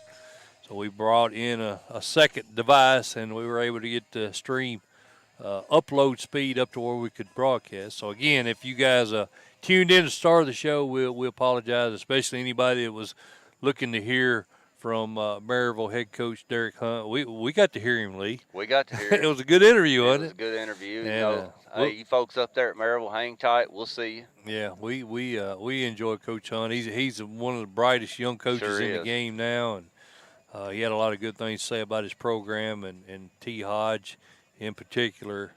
But again, we had a technical issue and things. Sometimes you can't avoid them, Lee. But we got everything going now, and I think so far we've had a pretty good show. Another thing we had Union City head coach Darren Bowling on. I talked to him during the last break. They were doing walkthroughs, and we tried to call him. I'm sure some of you heard, but he said he had his phone in his pocket, and apparently he didn't have it on vibrate, so he missed the call. But he did reach out. Matter of fact, you probably saw when we had the Trousdale guys on, we got a return call from him. But no harm, Coach Bowling. No harm, brother. We'll get you on another week. All right, Lee. We were talking big games. We hit on a few with those guys. Jerry and Cam, appreciate them joining us. A couple of really good guys. Trousdale County's fortunate to have a man like Jerry. Been doing it 36 years over here. Yeah, he's a pillar. He's a pillar in Trousdale County football. I would like to see what old Cheese Richmond, they call him. I'd like to hear some stories. Just sit down and just talk to him. That's right. For a couple of hours. A lot of them, I'm sure. Got a lot of stories, but we appreciate those guys jumping on with us. And Big Cam. Hey, look here. What we got? Mr. Hackett. What we got? Hey, how you doing? Good to see you. Lee, you know that fella there, don't you? Oh, yeah, known him a long time. Good football coach he's right there. He's the coordinator over here, correct? At Watertown? Watertown defense coordinator. Hey, if any of you guys are looking for a good young head coach, I'm sure Coach Wester wouldn't want me to say this, but that cat right there can coach. We probably should have put him on the mic there. Didn't even think about it. He's busy. He's busy, ain't he? Yeah, he's busy. Lee, we got a couple of games that we didn't talk about that I wanted to get into, and Page and Franklin County. That's another Region 5. It's an interesting matchup, that's Mike. A very interesting matchup. Coach Charles Rathbone come from behind. I think they were down, I want to say, like 20 points last week. Quarterback went on a tear. He did. You're exactly right. 38-35, they pulled the win over Nolensville out there in the fourth quarter with 3 touchdowns. They're now 2-0 facing against Franklin County. Mac McCurry's team is also 2-0. They beat Laverne 36-21 last week. That's right. Who do you like in this game? Well, this is a battle of two different styles. Page, we saw them in the Jamboree. All right. Cade Walker can throw that ball, man. You know, I thought maybe that night he might have been one of the best passers on the field over there in Rutherford County. I did too. At the And he'll Jamboree. sling it, man. He's got a good strong arm He on him. does. And, of course, we love Coach McCurry there at Franklin County, and they're going to line up and run it right at you. So it's at Franklin County. Boy, wouldn't this be a huge win for Coach Mack? This be a big one. Page won this game last year, Lee, 42-7. So, you know, I don't know how much that weighs into the game tonight because I think Franklin County is much improved, and I think Page may be rebuilding a little bit. They do have 7 starters back on defense, but I'm with you. I thought Cade Walker looked really good. He's got 451 yards passing, 8 touchdowns, and 4 interceptions in the first 2 weeks of the season. And I didn't see, I totally agree with you, I didn't see anybody over there at that Jamboree that was more precise. Matter of fact, in some cases, Lee, he was throwing the ball before the receivers come out of their break, and it was a timing deal. I mean, it was good. That's what you want to see out of a quarterback. So I think with time, and as he develops in this offense, they're going to get better all year long. Well, the thing, too, about Franklin County tonight, you got to play all 4 quarters against Page. Yeah, because they're going to stay there. Yeah. They come back against, I think it was Fairview. Yes. From a 28-7 deficit. Yep. And come back and won that game. I think, boy, I tell you what, this is my coin flip this week. This is one of the toughest ones.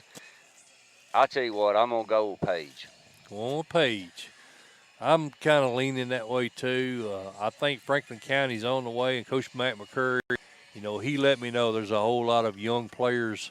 His sophomore quarterback. Yeah, he's got a lot of young players, so they may be a year away. You're right. Nayland Jeans has played really well.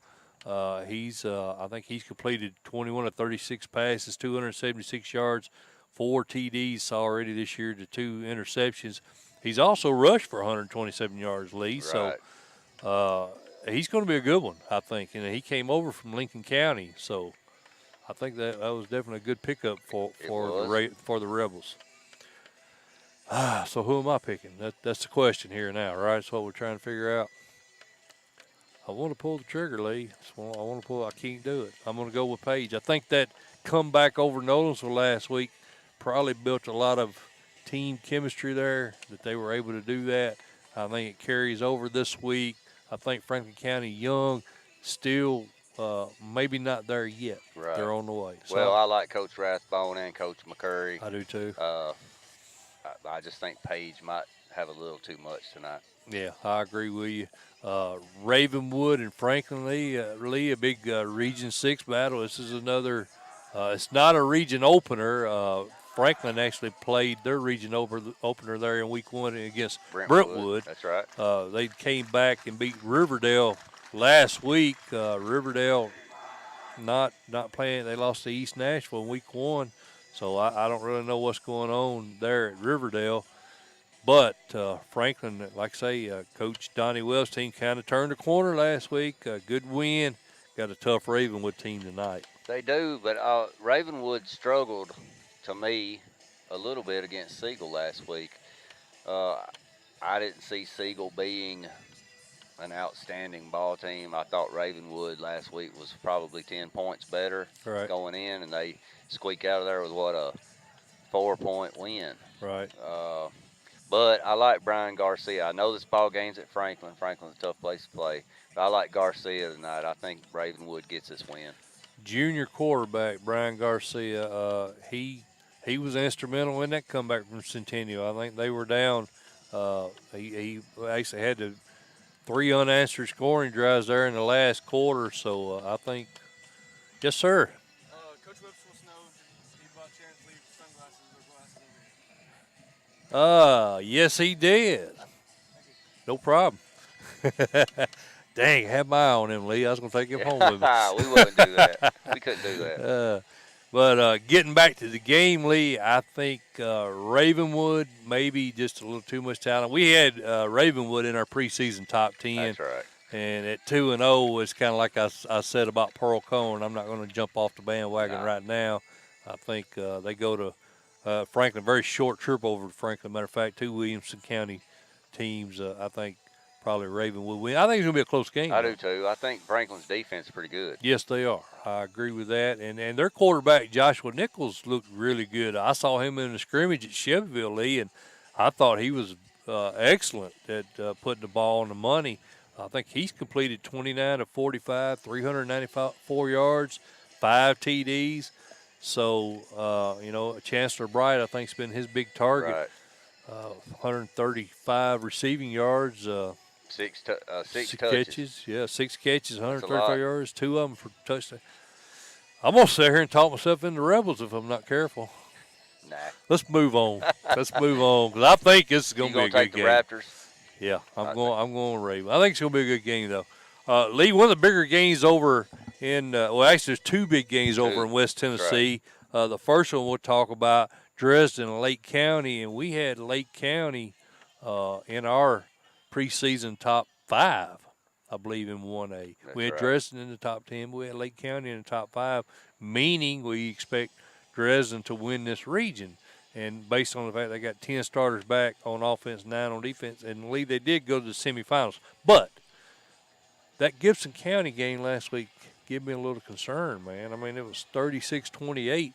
Gibson County was 1-9 last year. They don't have much of a history of winning, recent history anyway. What happened that game? Man, I couldn't tell you what happened.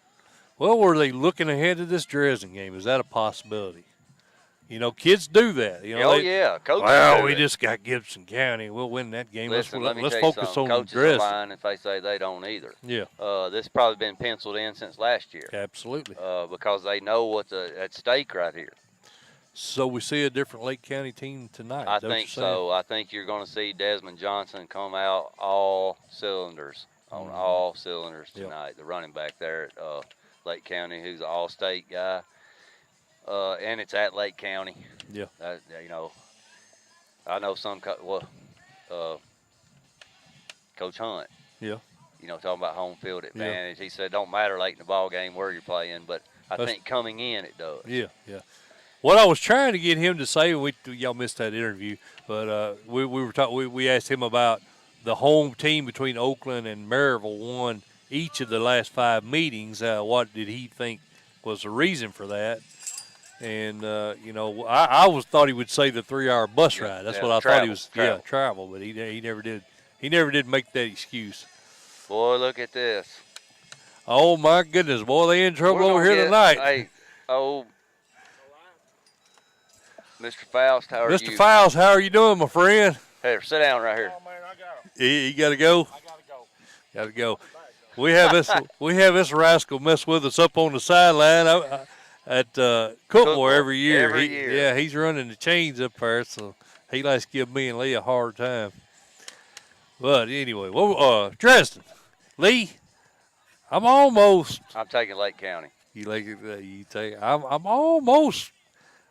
I'm gonna tell you, man. Drake Because Yates flies are getting me. In case you wonder why I'm scratching my arm. Drake Yates is a ball player.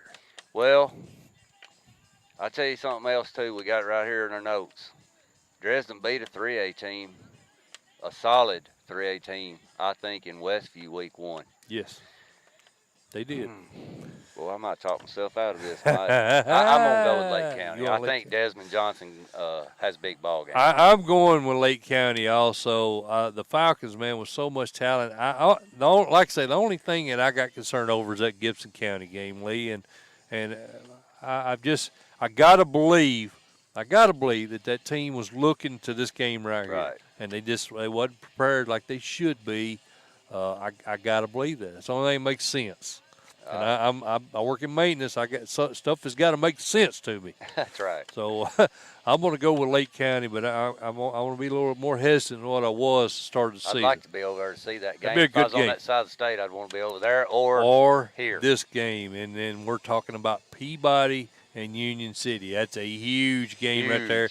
And I had a lot of games I wanted to a lot of questions I wanted to ask Darren Bowling because we heard the 2 starting quarter or the number 1 and the number 2 quarterback may be out, possibly. I think both of them, at least what I heard on Coach T anyway, both of them were hurt last week. So I don't know who's starting behind center for Union City. That's one question I was going to ask Coach Bowling.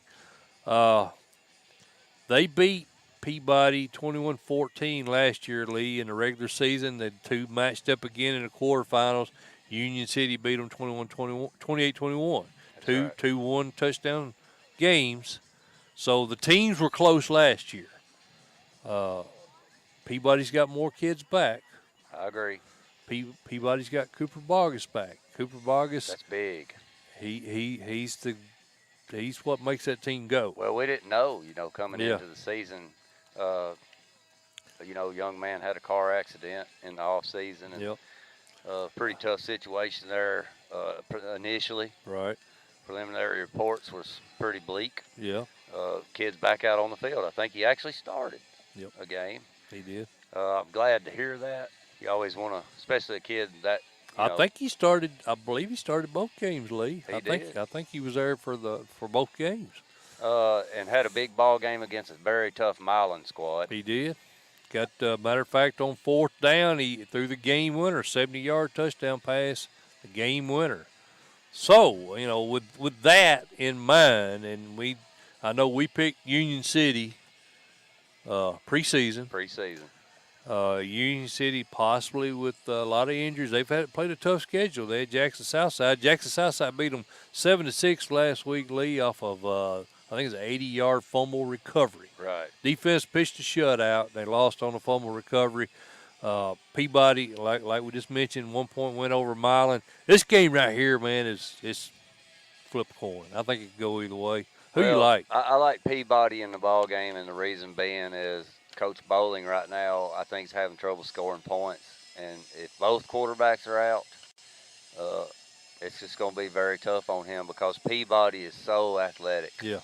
Their defense is fast. They fly around, and I know the flex bone kind of eliminates some of that. You can control that clock, and I think Coach Bowling tonight for sure will try to shorten the clock, but I think Peabody just has too much for him tonight. And if you got a potentially a third-string quarterback, and that system is so dependent upon making post-snap reads, you got to read the tackles, and ball fakes are very critical. You got to be able to carry those ball fakes out well. So how much does that affect what happens here? I think a lot. I think so too, Lee. But I'm gonna go with Union City just because a long time. just because. When I just bit me, so I'm gonna go Union City. Are you? I'm gonna go Union City. Wow. Just a hunch. Wow. Cordova and Whitehaven, Lee T. That's another big game. West Tennessee's got a lot of big games this week. They do tonight. So this game right here, 42-0 over Southwind. Cordova won last week. Whitehaven had a little bit tougher competition. They had Ridgeway, a Ridgeway team we felt was going to be really good this year. Whitehaven wins that game 21-14. Whitehaven is basically a college roster on the high school football field. Oh, yeah, it's crazy. They've got almost every starter on that team will be playing on Saturday. Really. Yes, he's got 22 commits. That's unbelievable. On that team. Or 22 that's been offered. Right. Yes, yeah, 22 offers. Right. He's got a Memphis commit. Yeah. Right now in, what's that guy's name, Melvin McBride? No, Cormonte Hamilton is the Memphis commit. Yeah. Man, I tell you what, Mike, I really like Tariq Barnes at Cordova. I do too. He's a baller, man. Of course, he transferred in from Memphis East, Lee, and both teams 2-0. Both teams 2-0. Cordova scoring points, but I think level of competition right now give the edge to Whitehaven. Yeah, I would too. Coaching, I think Cordova got better at coach. Marcus Wimberly comes in from Memphis East, and he won a state title over there. Lee, was it the year before last, I think? That's right. So, he's won state titles. Rodney Salisbury obviously has won a couple of state titles there at Whitehaven. So, I'd say no advantage coaching-wise. Talent-wise, maybe like you said, slight edge Whitehaven. Home field's a big Home field, advantage. Whitehaven. I'm going to go Whitehaven. I'm going to go Tigers. I'm going to go Tigers, too. All right. Mr. Teat, Hillsboro at Gallatin. Gallatin got Hillsboro last year, 16-14, but they had Ladarius Stewart. We mentioned when the Trousdale guys were with us, he's transferred over to Wilson Central. So how big an impact will that have on this game? A lot. A lot. I don't think Gallatin is the Gallatin of old. I love Coach Williams, Matt and Mark, Yep. guys, brother Smyrna, one Right. at Gallatin. I Right. love those guys. They know how to coach football. Absolutely. I think the problem right now with Gallatin is like every other school in Sumner County. We talked about this before: Station Camp, Beach, Hendersonville, Gallatin, Splitting talent. splitting talent. I like Hillsboro because I think Coach Fitzgerald was a great hire by Hillsboro last year. They're a tough squad. I like Hillsboro. Hillsboro struggled last week with Coach Fitzgerald's old team, Stratford, That's right. 16-13. I thought they would put that on Stratford pretty good. You got Joseph Honeysucker, the 6'2", 217-pound defensive end. He's just a beast on that line. There's so much talent there for Hillsboro. It is at Gallatin, but to lose this game. Man, I remember when Gallatin was on top of the game. You could go right through Gallatin. Every fire hydrant over there was painted green with a gold top. Really? Every one of them. Wow. And they had banners everywhere. Like to see them get back to that. Yeah. I would. That could happen, Lee, but like you said, with so many teams over there and the talent getting distributed, it's That's hard right. to be dominant year sure in is. and year out. Independence and Centennial, a big Region 6 matchup, Lee. We saw Independence Week 1. They did not look good against that Oakland defense, but last week Cisco has a huge game. I think I've got those stats. Yeah, 342 yards, 3 TDs on 19 of 22 passing. I think he was the player of the week over there in Williamson County. They got a lot of things fixed. Are they ready to go into Centennial and win this game? I think Coach Blade is, like I said before, one of the best play callers there is. If you beat him, you beat in Jim's and Joe's. Right. Oakland had way too much. Yes, they did. Not taking anything away from Cisco or Sheffield. I just think Cisco didn't have enough time because the Jim's and Joe's up front were better than Indy's guys up front. Couldn't protect them. Yeah, Sheffield came. You just mentioned that name. He came alive too. He caught 8 of those passes for 162 yards against Summit. So yeah, it's good to see those kids back on, on the same pace there for what we thought they were going to do preseason. These two schools are not very, very far apart. Both No. Williamson County schools. Right. I like Independence to go on the road tonight and win this ball game, but I tell you what, I don't like that Coach Kreisky. I think he's going to be 0-3 after tonight. I really like him, but I think Indy is starting to put it together. Coach Blade's starting to put it together, and I think that Cisco Sheffield combo tonight might be a little bit too much. Even though I do like Centennial's tailback.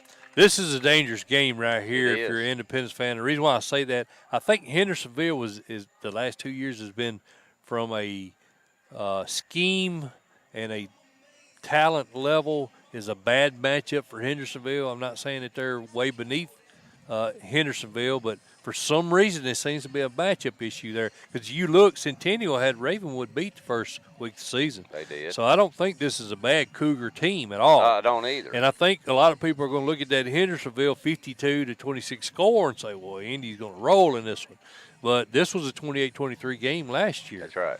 So I think this game will be closer than what people think it will, but I like Indy. I think Indy wins. Lee, we're going to talk about one more game. It's going to be time for us to get on out here and watch a little bit of Creek Bank football over Let's here. do it. Riverdale and Siegel. This is two teams desperately needing a win, both 0-2, Lee. We mentioned Riverdale fell 24-7 to Franklin last week. Siegel had Ravenwood down late. Ravenwood comes back, wins that game 21-17. And if you'll remember, Siegel got blown out by Stewart's Creek. What about Stewart's Creek? I don't know what the heck's going on there. I said they were terrible. Yeah, you did. You said it on the camera. They're 2-0. They're 2-0. You're right. It's at Siegel. It's at Siegel, man. I don't know, dude. That's Riverdale won this game 18-6 last year. Well, and, I tell you what, I'm going Siegel because if Siegel's ever going to get them, they better do it now. That's a good point because I think Riverdale's in a rebuilding phase right now. That's right. So, yeah, I think you're right. I think you're going to get the Warriors. This is a year to get it because Will Kreisky's another one of those young, very good coaches. I think he's going to get Riverdale relevant again.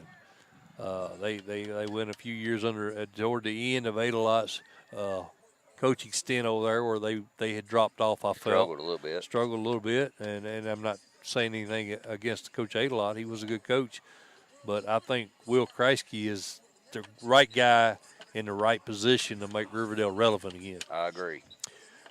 Having said that, Lee Teat, It's a tough I one. can't get past that Stewart's Creek loss. So I'm going to go Warriors in this one. I may be totally off base, but I'm going to go Warriors. I think Siegel's a smart pick here.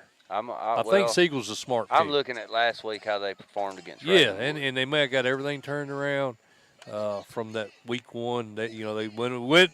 Obviously, they went and studied film and they improved some things and they played Ravenwood. If Siegel's I pick a smart Siegel, pick. you're gonna win.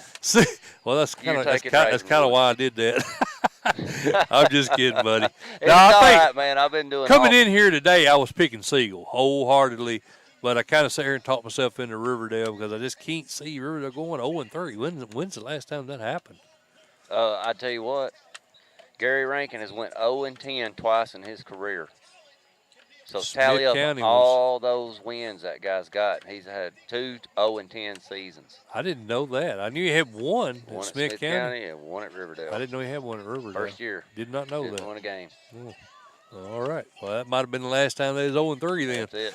I think probably close to being there. Yeah. All right, Lee Teat. Well, this is the Friday main event, and I'm Mike Mulder, and he is Lee Teat.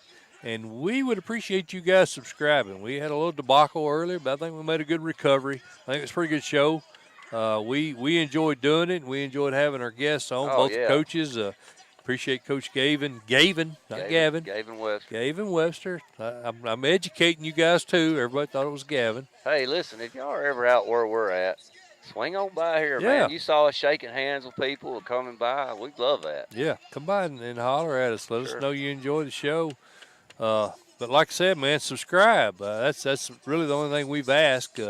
We do this, on our own. Hey, we jumped in the truck after work today, and you hustled here, and I got caught up in traffic.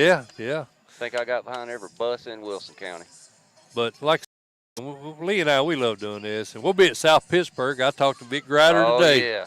Talked to Vic Grider today. We'll be at South Pittsburgh next week. Look forward to that. I know what I did wrong to start this one. I didn't confirm my band for my stream. I'll do that next week. We won't have that debacle again next week, but we'll get it right, man. We're still early. We're in the infant stages of this, so we'll get it worked out. We'll get it right. I think we'll bring you a good product. Just subscribe, hit the reminder, and you'll catch us every week. You never know who we're gonna have on. Mike, be safe on your trip, buddy. I appreciate it, buddy. Have a good weekend too, everybody. You do that too. Holiday weekend. Have a good 3-day weekend. That's right. All right, this has been the Friday main event. Again, Mike Mulder and Lee Teat. We'll see you guys next week at South Pittsburgh.